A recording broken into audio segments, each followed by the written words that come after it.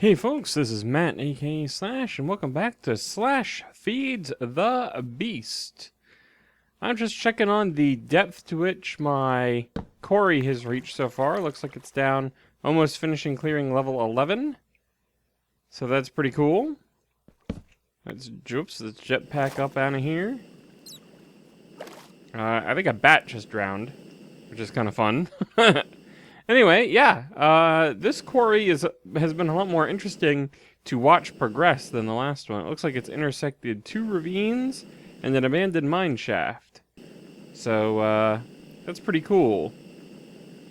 I also came over here just to see if it was running, and I'm actually going to turn this off too while I'm at it. I've been trying to track down the source of this lag that I've been getting when I'm recording. Right now, it doesn't seem too bad. We're at right around 20 to 30 frames per second, which I can live with. I would prefer it to be a minimum of 30, just because that's a much more viewable frame rate, but I'll take, I'll take the 25 to 30 range. Now, I know that things were, when I first loaded up the world to record tonight, things were very bad at my base.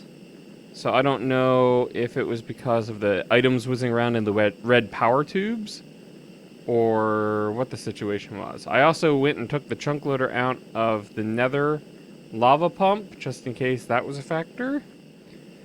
So we'll see. Hopefully it's a better overall viewing experience today, as far as the frame rate is concerned. So let's give you a little update on what's been going on with the base so far. I proceeded a little bit further with the crop farm here for the wheat.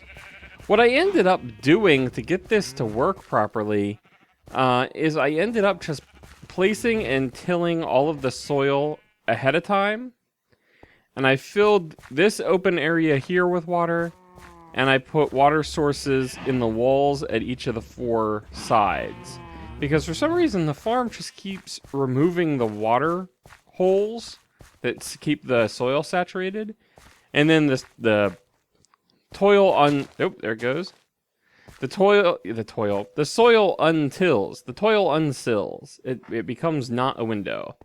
But the soil untills, and then the machine comes back and replaces it with tilled soil, but it doesn't hydrate, so it untills again. And it's just a big mess. So in this configuration, it actually seems to be working a lot better. I don't know if I was doing something wrong, and that's why I had to resort to this, or whether it's a known bug with Forestry's multi-farms, or what the situation is. I didn't look into it too much, so that's the best that I've got. Let's see, I think I stole an apiary from a village, and I've just been continuing to do the Rocky Bees. I haven't gotten into the bees too much yet. I want to go back and review Generic Bees Bee Academy and do some stuff, but I'll probably do most of that off camera here because I think my wife is really into the bees and Feed the Beast herself. She is Oirelinde, and she is my partner in crime in the Teach the Noob series. I think you can guess which one she is. And yeah, so we're probably, if you're interested in the bee stuff, we'll probably delve into the bees a bit through that series rather than through here. Come on. There we go. I was holding the spacebar down and clicking, and it's supposed to transfer the whole inventory when it does that, but it was not working. Alright, this was the real lag bomb down in here, and the frame rate does seem to have dropped pretty decently, although nothing is visibly going through the pipes. They might be in the part of the pipes that's above the ceiling, for all I know. Whatever. Let's head down here. Okay, next thing that I did off camera is I installed this industrial, it's an implosion compressor. It is a Greg Tech item. Ooh. But the reason I installed it is that I had gotten from the quarry, I had gotten enough iridium to implosion compress, I can't speak tonight, to save my life. but some iridium plate. This stuff right here. Which, throw it in the implosion compressor with some TNT, industrial TNT, which is just regular TNT with flint in the crafting recipe. And that gives you an iridium plate, some ash. You make this with advanced alloy, which we had done before with mixed metal ingots in a compressor. And these iridium ingots, which you get from compressing the iridium ore that you mine. And some diamond dust, which you can get from just pulverizing a diamond. Now, let me show you something, though. Here's the advanced alloy, right? Compressor, mixed metal ingot, right? You may recall that previously in Minecraft Pack 8.2.0, the way to make this was in a rolling machine. Now, and it was with ingots. Now you have to do it with these plates. All of the recipes here use plates in some way, shape, or form. There is no ingots across. And it's just in a crafting table. It's not in a rolling machine. I was like, okay, well, that's interesting. How do you get one of these plates then? I click on it. Plate bending machine. This is another GregTech item that has been added to the game in the recent Minecraft pack. So now I had to build a whole new machine right here in order to make plates. Throw an ingot in here, turns it into a plate over here. And you think, oh, that's not too bad. Well, watch this. Plate bending machine. Okay, first of all, stupid tooltip. Boo, he's bad, we want Bender. Like, okay, reference, but come on now. It's a little ridiculous. Be somewhat professional, Greg. But anyway, okay, so most of this is okay. Pistons, circuits, the compressor is a simple enough recipe, not a problem. But then we have this conveyor module. So I click on that. All right, the very first thing that I see is refined iron plates. And I go, how am I supposed to make the conveyor module for the plate bending machine if I need a plate bending machine to make the iron plates? Thankfully, on the second page, you can see you can just use ingots as well. But it's just busy work. I mean, it's unnecessary. I don't like it very much myself. I know that some people do. Some people like it. But I don't think that really adds to the gameplay. I think it just adds a grindy bit to it. But maybe that's just me. Oops, that's the wrong way. I wanted to go up here. Whee! Alright, let me drop some of this stuff off. Oh, and I wanted to process some of this other stuff. Oh, and I also did this. I almost forgot to mention this. I dug out a little area down here for collecting of skeleton drops from the soul shard spawner. And I messed this up. I forgot. This is not how you power an obsidian pipe. An obsidian pipe, if you power it, it will pick up items in a larger area, not just stuff that's right next to it. But you don't power it with just a lever. It's not redstone power. You need to put an engine on it. So let me go ahead and put one engine on it for now. But I may need to actually increase that. Where are we going to put this lever? Oh, come on. Break the engine I just placed. Put that there. That there. That is now powered. Stone, thank you very much. Just fill that back in. And let's see, will it pick it up from this block? Yes, it will. Okay, so it's at least getting a 1 block radius around it. And hopefully I can get enough power to this that it'll pick it up from the 3 block radius that I've got down here. And then I could just flip that on and just watch the items shoot up the pipe. Or, yeah, that's a pipe. The red power stuff is tubes. Let's see. Is there anything else I wanted to cover? Oh, obviously, I have done some redecorating. I've got Zycorodite. Is that what they call it? This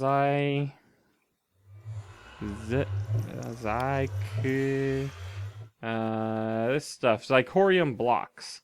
So I have dark Zycorium blocks for the quote-unquote elevator shaft here, and then a ring of it. I don't know whether it shows up in the video for you guys or not, but a ring of it all around the outside of this area, which I think looks very cool.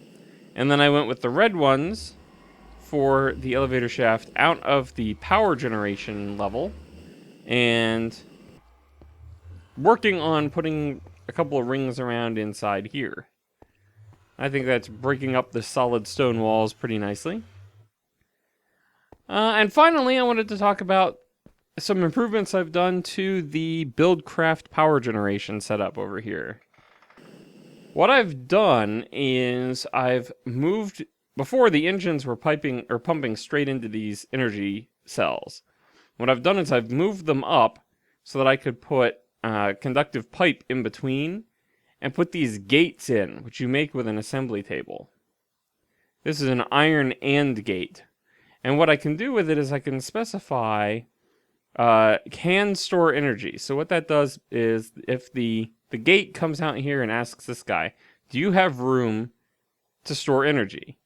And it does. So it turns on what's called a red pipe signal.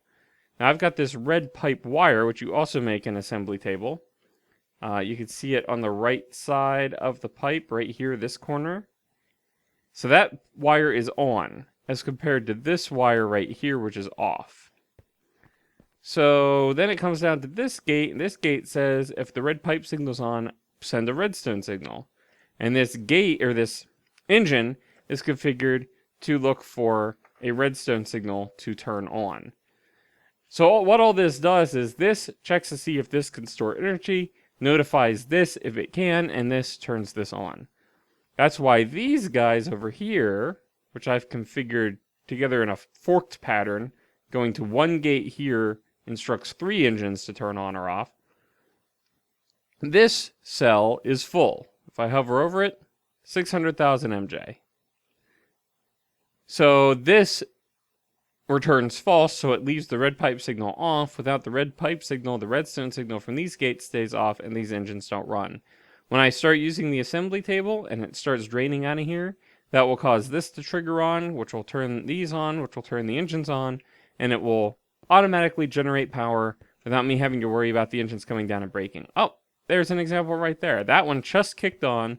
This line goes over to the wheat farm. So the wheat farm was just doing something, and that caused this to kick on to refill the energy cell. And then when the energy cell is full, it turns back off. Very cool, super automatic. And eventually I'm going to be setting up a system over here for my quarry, where, and I've got some of it installed over here, or a quick ugly mock-up of it, where I'm going to have a whole bunch of engines. I think I have 8 going right now, powering an energy crystal, or an energy cell rather. And maybe multiple energy cells that then all run to the same place. But I want to get an energy tesseract, which is the energy form of this liquid tesseract here, and just have a pair of those and have one at base where the energy gets pumped into that, and then I just shove the other one right next to the quarry when I set the quarry up. That way I don't have to set up a tank, then pump lava over and set up a bunch of magmatic engines, etc., etc. Be a much cleaner setup. So, that's where we are so far. What we're going to do right now is I'm going to get to work putting these various items in here to be processed. And we'll take a break while I'm doing that. And when we come back, we're going to go to the end and take on the Ender Dragon. Because in order to make an energy tesseract, I need to get some ender pearls to melt down. And the best source of ender pearls is from Enderman in the end. So I want to be able to get in and out of the end at will. And now that we have a fast and... Why isn't this sending anything down? What's in here? Oh, coal dust. There we go. That's better. Now that the arrow problem, the arrow shortage, has been taken care of, through our little spawner system over there, then we can go to the end pretty easily and fight the Ender Dragon. So, yeah, I'm just rambling. Let's take a break, and when we come back, we'll head off to the end. On purpose this time.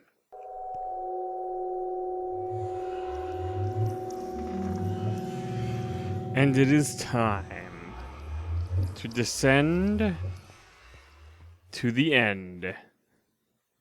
It's me or the dragon now. And hopefully it will be me that is victorious. Although we shall see, because I've been starting to get some frame rate spikes. Here we go.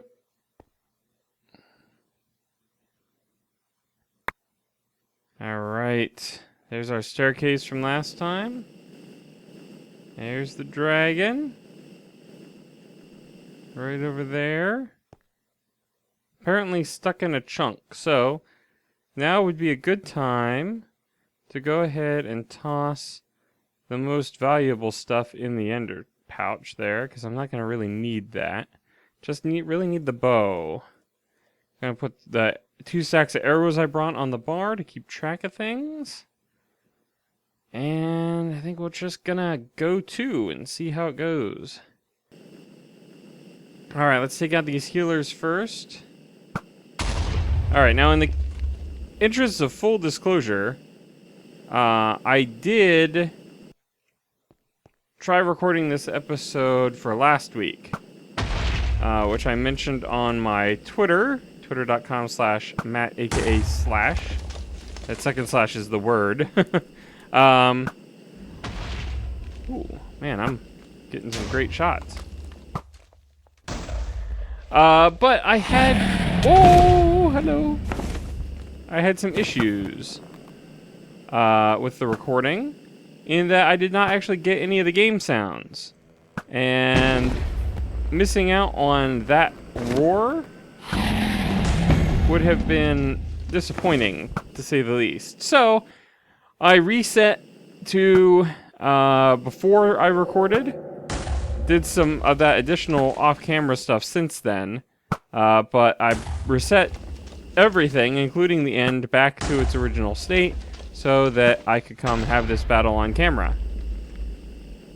So, unfortunately, that means that I do have some pre-knowledge of where these healers are, and, well, that's about it. Just the terrain. Ooh. Shouldn't really affect... Oh, ow. Shouldn't really affect things too much.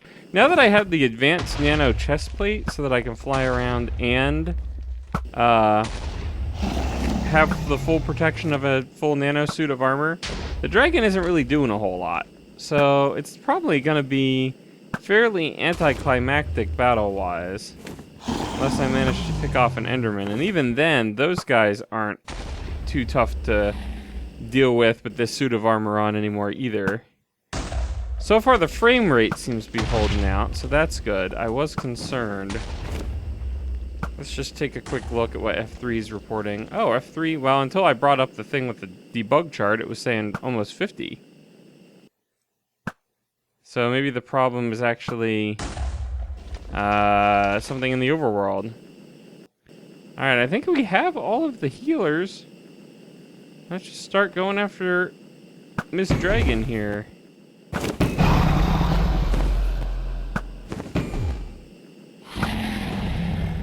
I love these sound effects. I did not get these sound effects when I fought the dragon before. Have they been added since like the earlier days of Minecraft 1.0? Because I fought the dragon already in vanilla.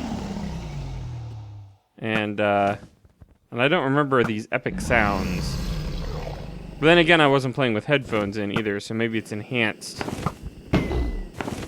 I don't know what that noise is, though.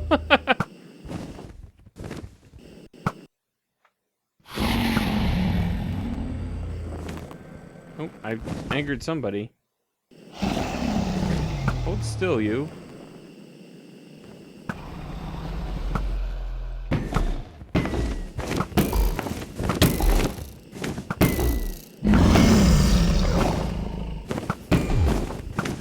much easier with a jetpack on than it is in vanilla, that's for sure.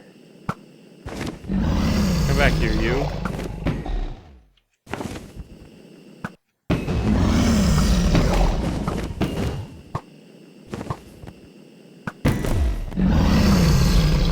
You can see behind the dragon there are some of these meteoroids, asteroids, that Feed the Beast's version of the end has that vanilla does not.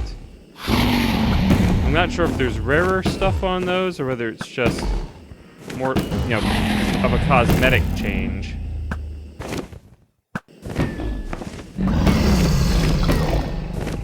I ain't afraid of you, dragon.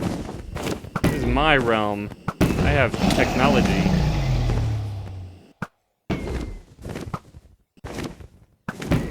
Okay, almost dead. Let's get her over here and try and keep her as close to where we came up as we can. Now, where did we come up? Where's our staircase up? Oh, this isn't it. Oh, check that out. There are ender bees that we need to definitely get for our beekeeping. Is it over here? I think it's over here. Come up. Yeah, there's the staircase. Ooh. Nice hit. Alright. Yeah, I picked somebody off. And I love this jetpack. It's only at 85%. Come on, Dry. Oh, don't get stuck in a chunk. Come on. Come after me. Right here. Right over top of where I start. Come on. I want a nice, convenient in and out. Oh, you were not. That wasn't enough. Alright, come back for one more. Oh, you faked out. Come on. My vanilla exit is not conveniently close to the entrance, and I want to attempt that here. Gotcha.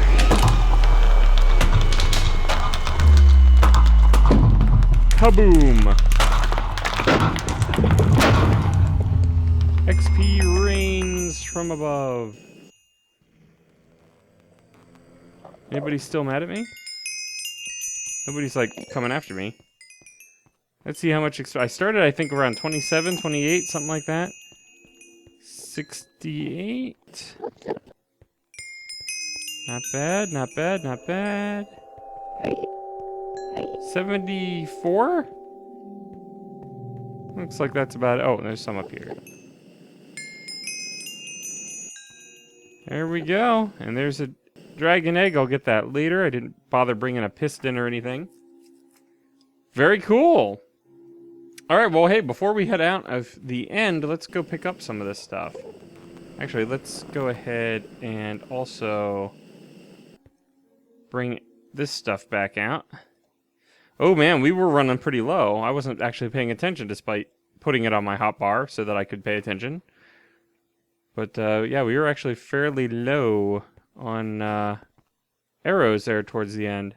So what do we got here? This is Sodalite. Not sure what we can do with that. This is, Olivine. If you watched the Emerald Wars between the B team members on Minecraft, you'll know exactly what Olivine is. What do we got here? This says, somebody's mad, Tungstate ore. Come at me, bros. I'm not worried about you guys.